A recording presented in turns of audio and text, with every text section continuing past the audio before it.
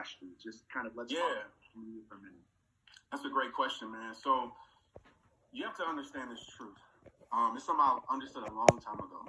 And, I get the question about judgment. Oftentimes we're worried about people like coming off wrong.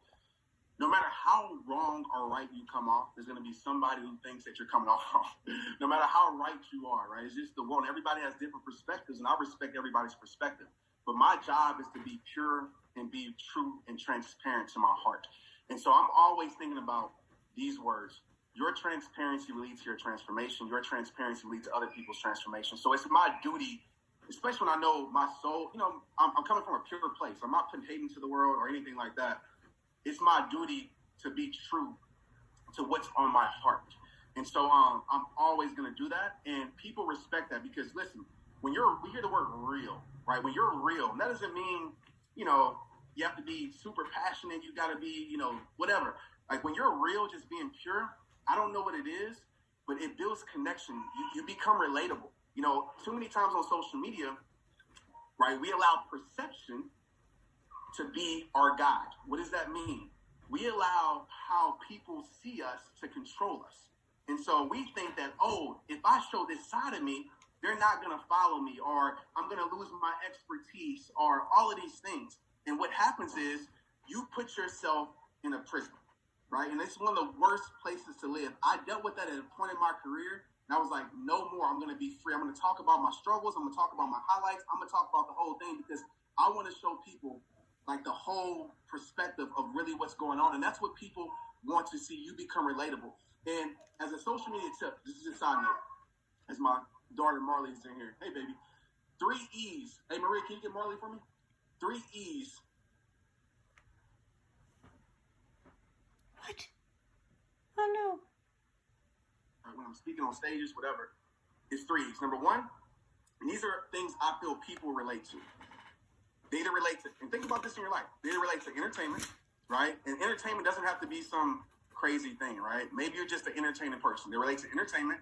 They relate to education, right? If you can educate someone, right? Give somebody some tools to help their life, whatever that may look like. And the last E is emotional, right? If you can connect with somebody's emotions, then that person will continue to follow you. Because when you touch somebody's soul, man, I'm telling you, they will be there, ride or die for your life. There's only 2 reasons why people will stop following you. Either you offend them or you stop doing what you're doing. Wow. Dude, I promise I'm going to slip one more in there for you. And I want this. How many of you in the chat right now are parents? Trent's a parent of 3. I got 4 kiddos. How many kids do you have? Put it in the chat right now if you don't mind. Everybody put it in the chat. Did I see 10? Ooh, whoa. Did I see a 10 up there? Like if I saw a 10, lots of chat you can see there. So you guys will get these recordings after the fact. I'd encourage you to go have maybe your kid listen to this. But Tamara, because you asked the question, Trent, what would you tell my 13-year-old who's focused on sports and basketball and just in general? What would you share with my son, Amir? But I'd love that to be with what you would share with anybody that's a teenager that's really focused on whatever they're focused on at 13. Absolutely. So there's 2 sides I'm going to share. First, I'm going to share the side of getting the most out of your sport. I just told my son and his friends this weekend because we're out on vacation. I'm like, hey, come to the gym. They slept in, right? So I had to let them know that if this is what you want to do, like dedicate your life to it. Dedicate your life to it because the window is very small. Every single day, the gap closes on you trying to make that dream becoming a reality.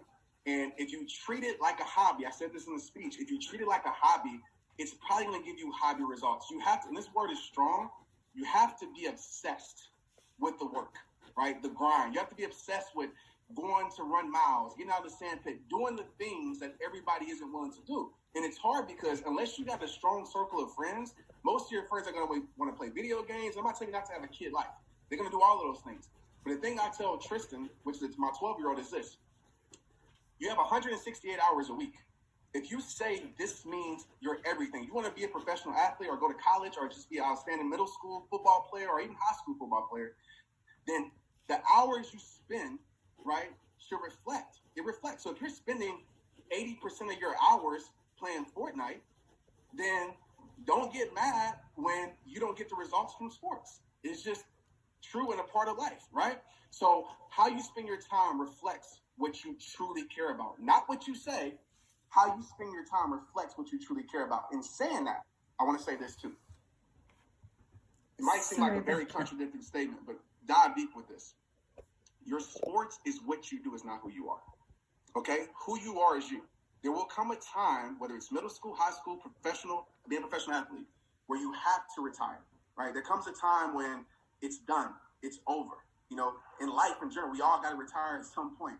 And so just know that there are a lot of things sports can teach you that can help you dominate your life, right? Emotional resilience, mental toughness, learn these things. But just know when it's over, you can say, I'm okay with it because I gave my all to it. And now it's time for me to transition and use this to better something else in my life. I love that, man. I love that. Dude, last question. But before we do the last question, I want you to tell people where they can follow you on IG, they can text you, and they can get some daily motivation from you. People are asking, like, where do I find you? What book do I buy? How do I hear more from you? Just hit that up. And then the last question I want to ask that I think is a beautiful one from Pam is, Trent, how do we protect our peace? Because when our peace is taken away, bro, we're terrible at our work. We're terrible in our we're bad at work. We're bad at relationships. We're bad everywhere. So that's the last question. But before you answer that, tell everybody where they can find you and be more connected with you. Yeah, for sure. You can connect with me on any social media site. Just at Trent Shelton, I'll pop up. What I really love is my community. I give a lot of attention to my text community. So some of you might be a part of it, might know about it. But if you just text the word impact, okay, IMPACT, to 817-242-2719. It's daily inspiration.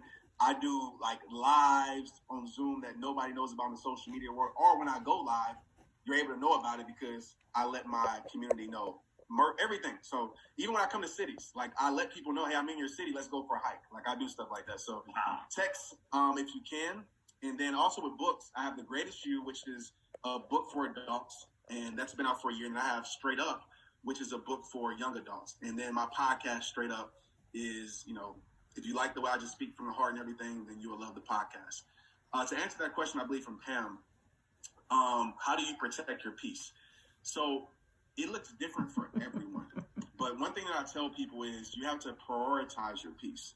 And this is often hard. And I just know in my life when I haven't prioritized it and I get out of priority, see, our life will always be out of balance when we're out of priority, right? When we're prioritizing a lower priority in our life and we're spending